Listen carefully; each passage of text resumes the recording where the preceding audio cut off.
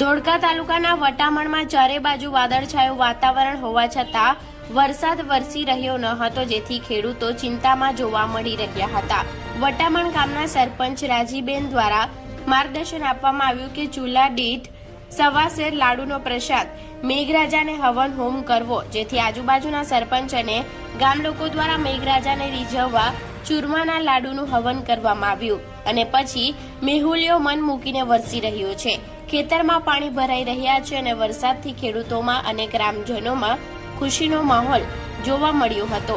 સાથે સાથે આજુબાજુના ગામોમાં પણ વરસાદ જોવા મળ્યો હતો. વટામણ, રાયપુર, બુબલી, ધોળી, વાણા, મોટી બોરુ, ફતેપુર, ગાલોણ, ગાણેસરમાં પણ ધીમો ધીમો વરસાદ જોવા મળ્યો હતો.